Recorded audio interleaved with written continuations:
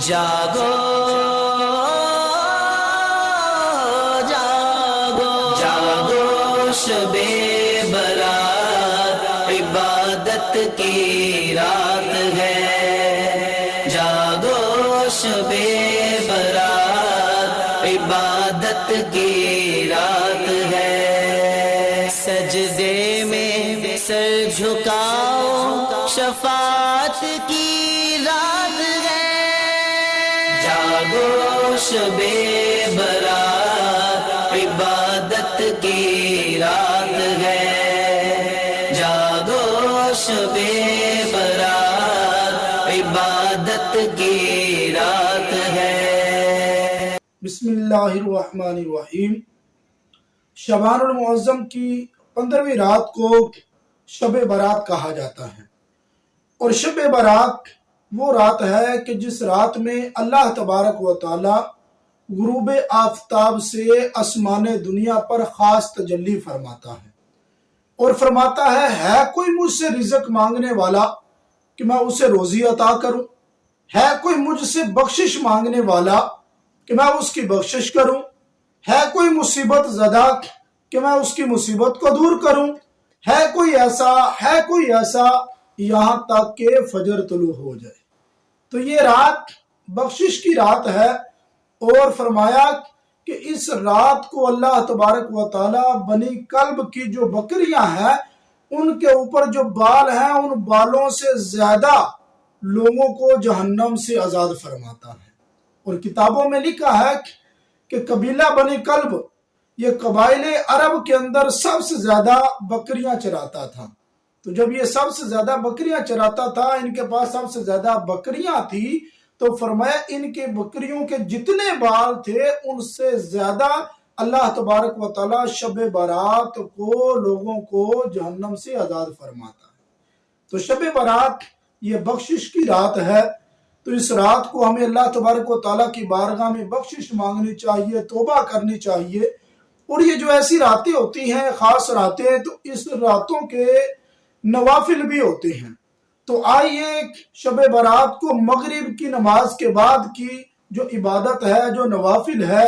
اس کا طریقہ بھی سنتے ہیں اور ان کی نیتیں بھی سنتے ہیں۔ تو معمولات اولیاء کرام میں سے ہے کہ شب برات کو مغرب کی نماز کے بعد 6 رکعت نفل 2 رکعتیں کر کے ادا کی جائیں، اور پہلی 2 رکعتوں میں یہ نیت کیجئے کہ یا رب العالمین ان 2 رکعتوں کی برکت سے مجھے درازی عمر بالخیر عطا فرما۔ دوسری 2 رکعتوں میں یہ نیت کیجئے یا رب العالمین ان 2 رکعتوں کی برکت سے بلاؤں سے، مصیبتوں سے، پریشانیوں سے میری حفاظت فرما۔ اور تیسری 2 رکعتوں میں یہ نیت کیجئے یا رب العالمین ان 2 رکعتوں کی برکت سے مجھے اپنے سوا کسی کا محتاج نہ کر۔ اور یہ جو 6 رکعتیں ہیں، ان 6 رکعتوں میں سب سے پہلے ہر رکعت میں یہ جو سورہ فاتحہ پڑھنی ہے، سورہ فاتحہ کے بعد کوئی سی بھی سورت ملا سکتے ہیں، اور اگر چاہیں تو ہر رکعت میں سورہ فاتحہ کے بعد 3 بار سورہ اخلاص قل هو اللہ احد اللہ الصمد مکمل سورت یہ بھی پڑھ سکتے ہیں۔ اور جس وقت 2 رکعتیں مکمل ہو جائیں تو 2 رکعتوں کے بعد سلام پھیرنے کے بعد جب بیٹھیں تو 21 بار سورہ اخلاص پڑھیں،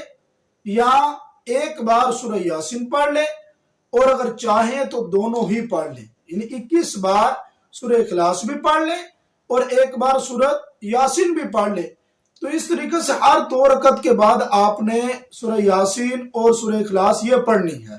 اور ہر 2 رکعت کے بعد جس وقت سورہ یاسین پڑھے اس کے بعد آپ نے دعائے نصف شعبان وہ بھی پڑھنی ہے۔ جس کو آتی ہے وہ پڑھ لیں، جس کو نہیں آتی سکرین پر ابھی آپ کے سامنے ہے، اور اس کو یعنی اچھے طریقے سے پڑھ لیں۔ جس کو پڑھنی نہیں آتی میں 1 دفعہ پڑھ کے سنا بھی دیتا ہوں، تاکہ اگر کوئی بسم اللہ الرحمن الرحیم۔ اللہم یا ذا المن ولا یمن علی یا ذا الجلال والاکرام یا ذا الطول والانعام لا الہ الا انت ظہر اللاجین وجار المستجيرين وأمان الخائفين اللهم إن كنت كتبتني عندك في الكتاب شقيا أو محروما أو مطرودا أو مكترا علي في الرزق فامح اللهم بفضلك شقاوتي وحرماني وطردي واقتطار رزقي وأثبتني عندك في الكتاب سعيدا مرزوقا موفقا للخيرات فإنك قلت وقولك الحق في كتابك المنزل